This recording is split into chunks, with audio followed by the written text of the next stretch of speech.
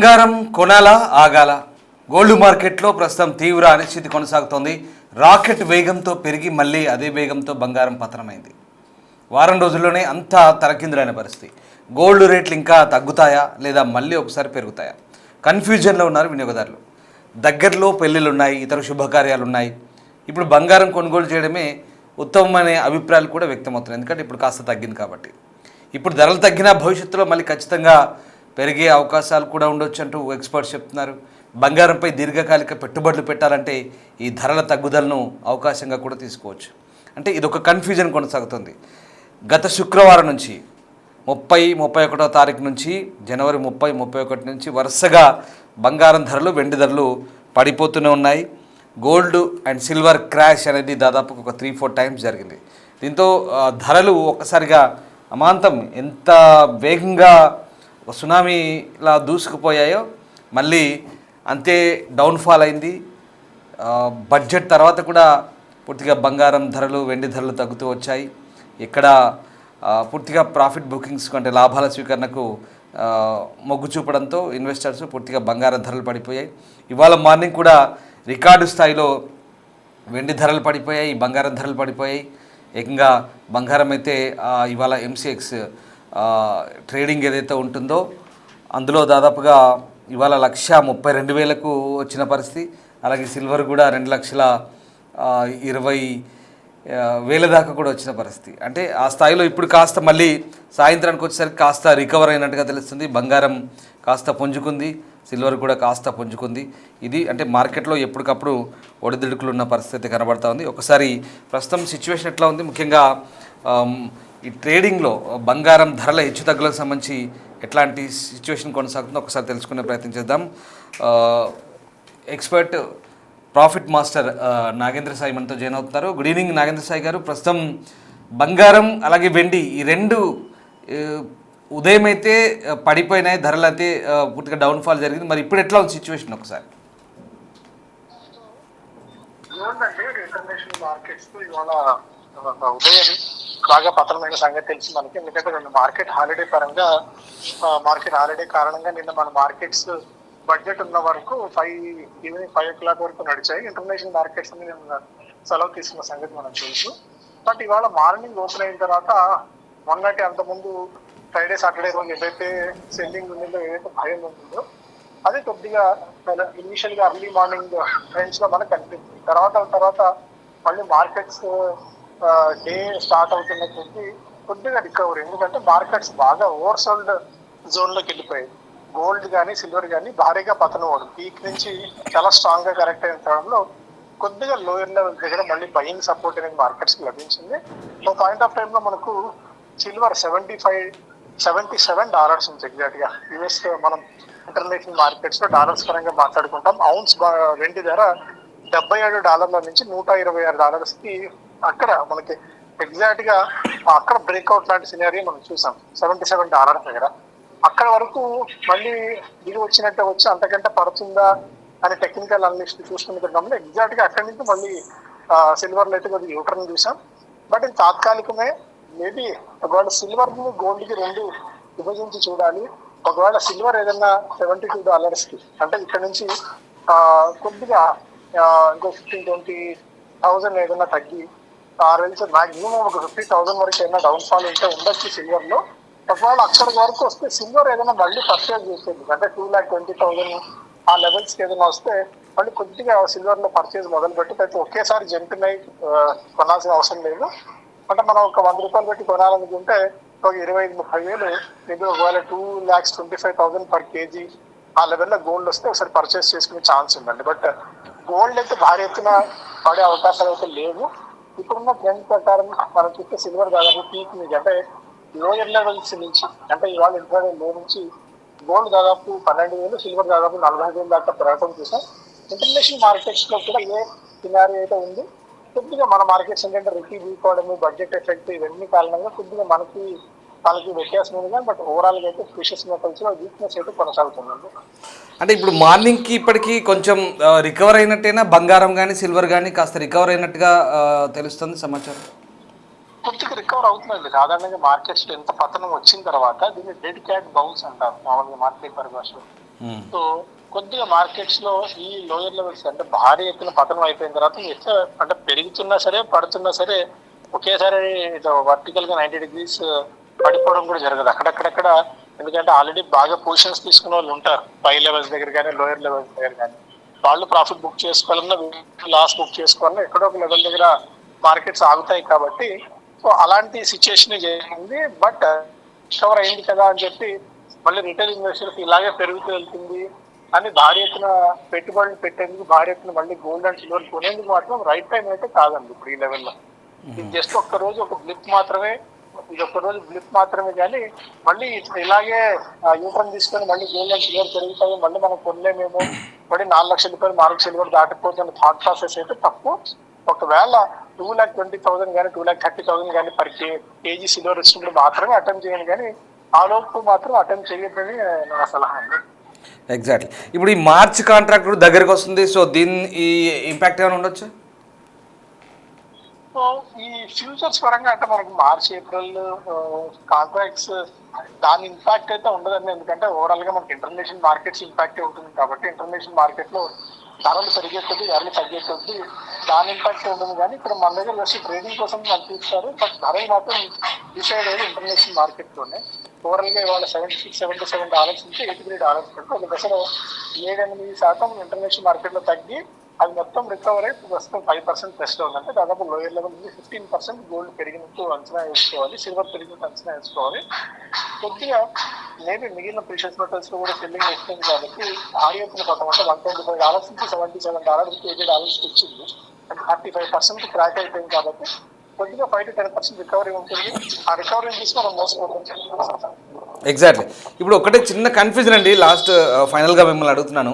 ఇప్పుడు ఈ మొన్న 31st నుంచి మొన్న ఫ్రైడే నుంచి ఇప్పటి వరకు కూడా ఈ గోల్డ్ సిల్వర్ సంబంధించిన వార్తలు అంతా ఒక రకంగా ఈ గోల్డ్ రేట్స్ సిల్వర్ రేట్స్ సంబంధించిన వార్తలకు సంబంధించి కొంత కన్ఫ్యూజన్ అయితే కొనసాగుతుంది. ఇంకా వినియోగదారులు మనం ఒక బెస్ట్ సజెషన్ ఇవ్వాలనుకుంటే అసలు బంగారం కొనాలా వద్దా, సిల్వర్ కొనాలా వద్దా, ఎందుకంటే పెళ్ళిళ్ళ సీజన్ వస్తుంది కాబట్టి శుభకార్యాలు దగ్గర ఉన్నాయి కాబట్టి ఒక మంచి మాట చెప్పాలి, సలహా చెప్పాలనుకుంటే మనం ఎలాంటి ఉత్తమమైన సలహా ఇవ్వచ్చు అంటారు? దీని మీ అబ్జర్వేషన్ ఏంటి ఓవరాల్గా ఇప్పుడున్న సిచ్యువేషన్? సో ఓవరాల్ గా ప్రతి ఒక్కరికి గోల్డ్ తగ్గాలనే ఉంటుంది.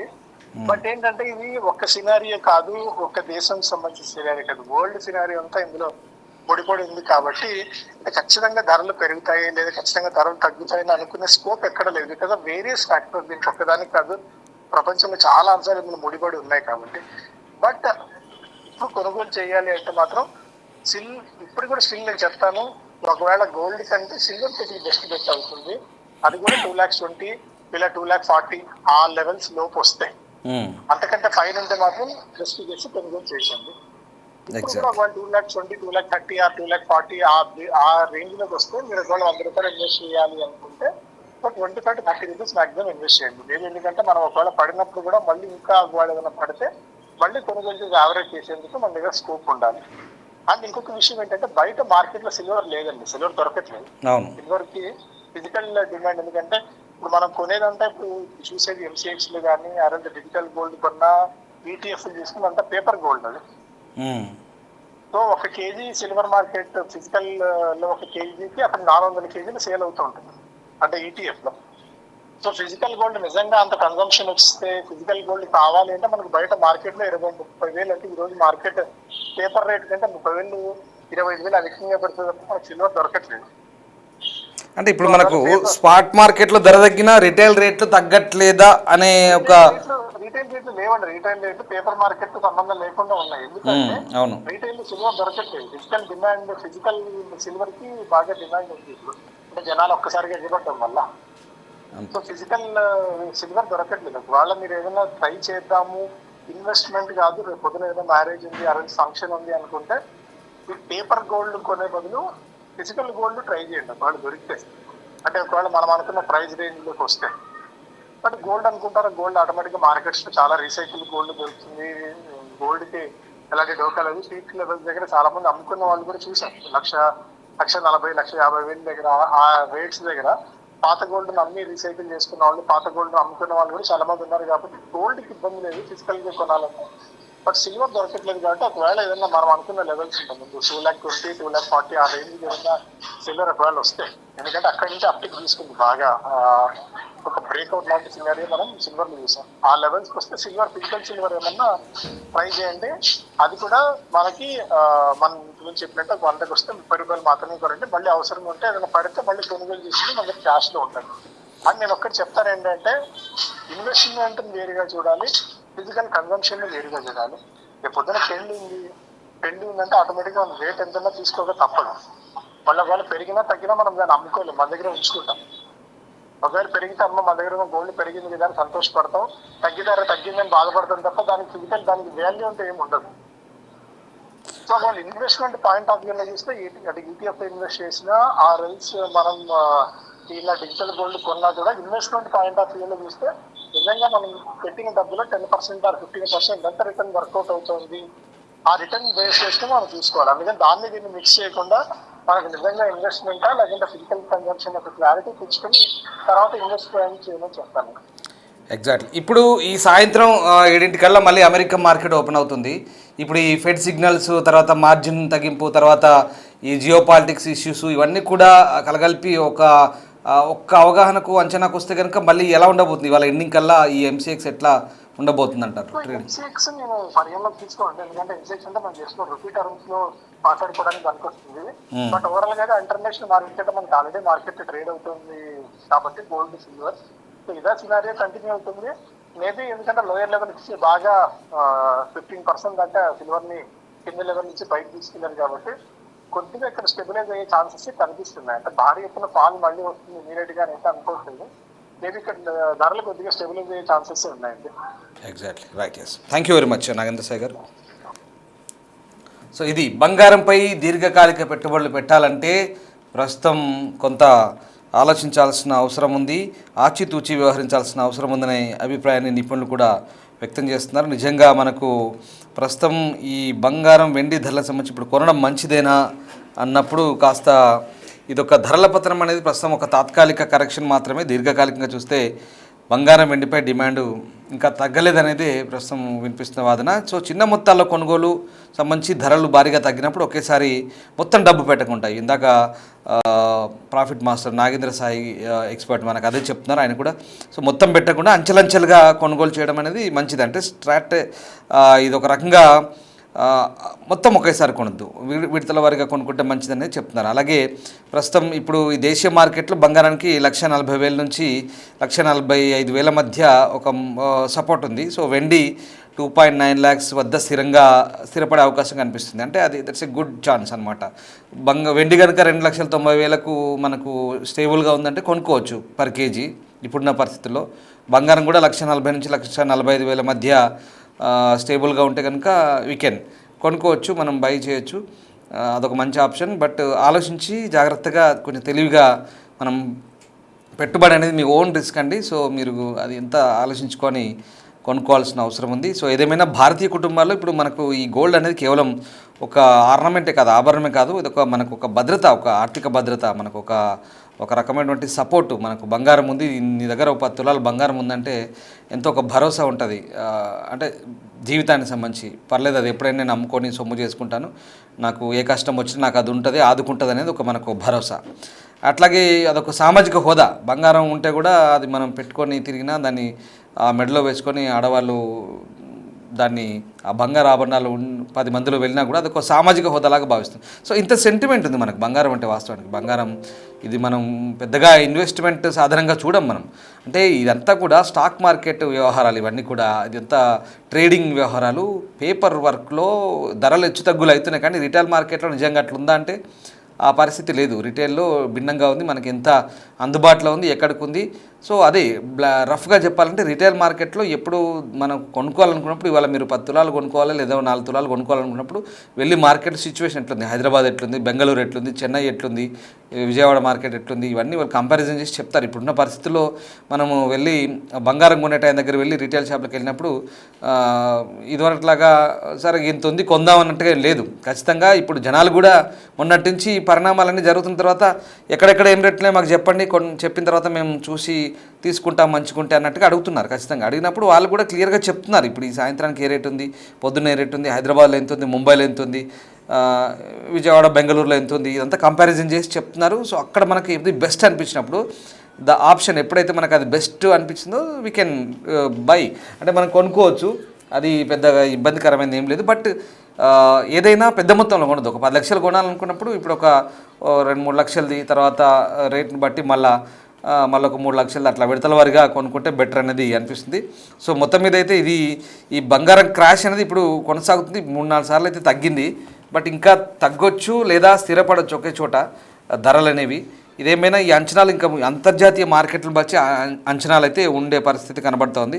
సో ప్రస్తుతానికైతే మార్కెట్ తీవ్రమైన ఒడిదుడుకులకు లోనవుతున్న పరిస్థితి కనబడుతుంది. షార్ట్ టర్మ్ ట్రేడర్లు కాస్త జాగ్రత్తగా ఉండాలంటూ నిపుణులు కూడా హెచ్చరిస్తున్న పరిస్థితి కనబడుతోంది. సో ఏదేమైనా బంగారం ధరలకు సంబంధించినటువంటి ప్రస్తుత అంచనాలు కాస్త అటు ఇటుగానే కొనసాగుతున్నాయి. చిన్న మొత్తాల్లో కొనుగోలు అనేది మొత్తం డబ్బు పెట్టకుండా అంచనాల్లో కొనుగోలు చేయడం అనేది సురక్షితమనే చెప్పొచ్చు. సో ఏదేమైనా ప్రస్తుతం బంగారం ధరలకు సంబంధించినటువంటి ఈ రేట్లు అయితే మొన్న శుక్రవారం నుంచి కూడా మనకు పడిపోతూనే ఉన్నాయి. తర్వాత బడ్జెట్ వచ్చింది, ఏదో ఎక్సైజ్ డ్యూటీ తగ్గిస్తారనుకున్న దిగుమతి సుంకం తగ్గించలేదు. తర్వాత జిఎస్టీ తగ్గిస్తారనుకున్నారు, తగ్గించలేదు. అయినప్పటికీ కూడా ఏమవుతుందంటే బంగారం పెద్ద మొత్తంలో కొనుక్కొని పెట్టుకున్న వాళ్ళంతా కూడా, అంటే ఇన్వెస్టర్లు, ఈ మన ఇళ్లలో సాధారణ ప్రజలు కాదు నేను చెప్పేది, ఆ పెద్ద మొత్తంలో కొనుక్కున్న ఇన్వెస్టర్లు ఏం చేస్తున్నారంటే ట్రేడింగ్లో పేపర్ వర్క్, ఇదంతా కంప్యూటర్ అల్గారిథం మీద డిపెండ్ అయినటువంటి ట్రేడింగ్ అనమాట. వాళ్ళంతా ఏం చేస్తున్నారంటే వెంటనే ఎక్కువ అమ్మేసుకుంటున్నారు, లాభాలు తీసేసుకుంటున్నారు, ప్రాఫిట్ బుకింగ్ చేసుకొని లాభాలు తీసేసుకున్నప్పుడు ఏమవుతుందంటే పెద్ద మొత్తంలో అమ్మడంతో అదంతా కూడా ఈ కొనేవాళ్ళు ఉండరు, అమ్మే వాళ్ళే ఉంటారు. కాబట్టి ఎక్కువ శాతం వెండి బంగారం దాంతో టకటక పడిపోతుంది. వెంటనే లాభాలు ప్రాఫిట్ తీసేసుకుంటున్నారు, పడిపోతుంది. దాంతో ముఖ్యమైన కారణం ఏంటంటే దీని అంతటికి కూడా అమెరికాలో పరిస్థితులు కూడా మనకు చాలా ముఖ్యం. ఇంటర్నేషనల్ మార్కెట్ సంబంధించి మనం ఒకసారి అంచనా వేస్తే కనుక ప్రధానంగా అమెరికాలో రీజన్స్ మనం ఒకసారి చూసుకుంటే కనుక ఫెడరల్ రిజర్వ్ చీఫ్గా ఇప్పుడు మనకు ట్రంప్ కెవిన్ వార్ష్ అనే వ్యక్తిని ప్రతిపాదించాడు. కెవిన్ వార్ష్ని ప్రతిపాదించినప్పుడు ఆయన ఏమవుతుంది, ఆయన పాలసీలు భిన్నంగా ఉన్నాయి. ఆయన డాలర్ను బలోపేతం చేద్దాం అనుకున్నప్పుడు ఏమవుతుంది, అప్పుడు బంగారం నుంచి ఇన్వెస్టర్లు తగ్గి డాలర్పై పెడుతుంటారు. సో అంతకుముందు ఉన్నటువంటి ఎవరైతే జెరోమ్ ఉన్నారో ఆయన ట్రంప్ చెప్పినట్టు వినలేదు. ట్రంప్ ఇంట్రెస్ట్ రేట్ తగ్గించమన్నాడు. ఇంట్రెస్ట్ రేట్ తగ్గించండి అంటే ఆయన తగ్గించలేదు. దీంతో ట్రంప్ మాట కాదంటే ఎట్లుంటుందో మీకు తెలుసు కదా. సో ఆయన్ని పక్కన పెట్టి ఈయనని కెవిన్ వార్ష్ని ఈయన నామినేట్ చేశారు. సో దాంతో అదొక పెద్ద నిర్ణయం. ఇప్పుడు ఒక రకంగా మనం ఈ బంగారం ధరలు వెండి ధరలు తగ్గుతున్నాయంటే ఆ కెవిన్ వార్ష్ అంటే ఆయన ఇప్పుడు మనకు ప్రస్తుతం ఆ పేరు నిజంగా ఇప్పుడు ఆ పేరు హైలైట్ అవుతుంది. ఆయన చేయబట్టికి ఇప్పుడు ఈ రేట్లన్నీ కూడా తగ్గుతున్నాయనేది ఒక రకంగా మనం గ్రహించాల్సిన అంశం. అంటే అంతర్జాతీయంగా మన రిటైల్ మార్కెట్లకి కంపారిజన్ చేయట్లేదు, ఇంటర్నేషనల్ పరంగా అంతర్జాతీయ మార్కెట్ల పరంగా ఇవాళ ఎందుకు ఇంత పరిస్థితి వచ్చిందంటే one and only person Kevin వార్ష్ అనే ఒక వ్యక్తి ఫెడ్ చైర్మన్గా నియమించబడిపోతున్నాడు. అంటే ఆయన ఎట్లాంటి స్ట్రాటజీతో ఉంటాడనేది ఇన్వెస్టర్లు అంతా గ్రహించి ఇప్పుడు ఈ రేట్ల తగ్గుదలకు మనకు అంటే ప్రాఫిట్ బుకింగ్స్ వెళ్తున్నారు తగ్గడానికి కారణం. ఇంకోటి జియో పాలిటిక్స్.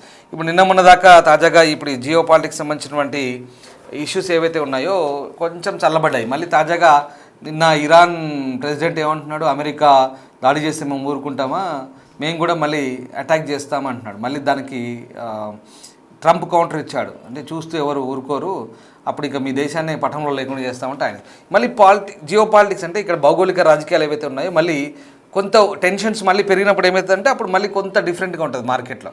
మళ్ళీ ఇదేదో తేడాగా ఉందని చెప్పేసి జనాలు కొంత ఇన్వెస్ట్మెంట్ల విషయంలో ఎక్కడేది సురక్షితం అనేది ఆలోచిస్తుంటారు.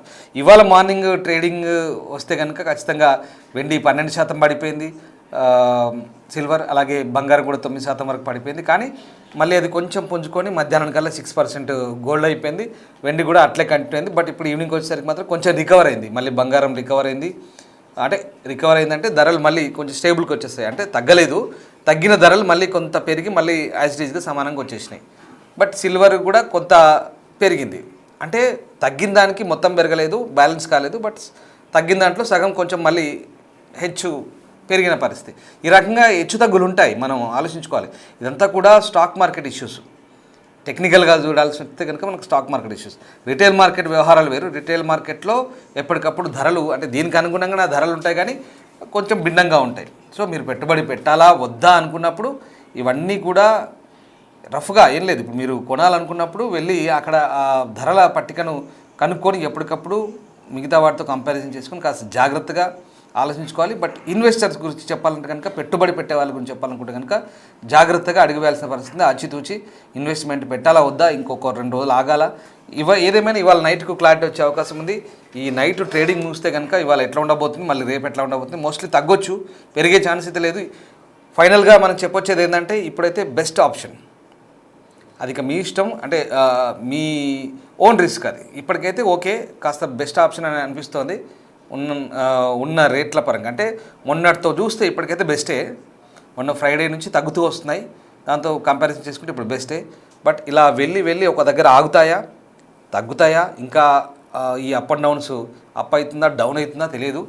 1 or 2 days ఖచ్చితంగా, ఇంకొక రోజు వెయిట్ చేస్తే మనకు ఎవ్రీడే ఇలాగే ఉంటుంది. ఖచ్చితంగా మనం అంచనా వేయలేని పరిస్థితి. సో మార్కెట్ ఒడిదుడుకులను చూస్తూ మనం లెక్కలు వేసుకుంటూ జాగ్రత్తగా వెళ్ళాల్సిన అవసరం అయితే డెఫినెట్గా ఉంది. దీనికి ఖచ్చితంగా నేను మళ్ళీ అదే చెప్తున్నాం మీకు, ఈ విశ్లేషణ ఏదైతే ఉందో ఇది మేము మార్కెట్ స్థితి బట్టి, అక్కడ వంటి ట్రెండ్స్ని బట్టి, ఆ ఒడిదుడుకులను అనుగుణంగా మీకు మేము సమాచారం అందించే ప్రయత్నం చేస్తున్నాం. ఎప్పటికప్పుడు మార్కెట్లో ఏం జరుగుతుందో, ట్రెండ్స్ ఎట్లా ఉన్నాయి మీకు ఎక్స్ప్లెయిన్ చేసే ప్రయత్నం చేస్తుంటాం. ఇక కొనాలా వద్దనేది యువర్ ఓన్ రిస్క్ అండి. మళ్ళీ చెప్తున్నాం, వ్యూవర్స్ అడ్వైస్ అదే చెప్తున్నాం. మీరు సొంతంగా మీ విచక్షణ బట్టి నిర్ణయం తీసుకునే ఆలోచనప్పుడు ఎవరైనా తెలిసిన వాళ్ళని, ఎక్స్పర్ట్స్ని అడిగి ఎప్పుడు కొంటే మంచిది, ఎప్పుడు బెటర్, ఎప్పుడు కాదు అనేది, that's your own risk. Thank you very much.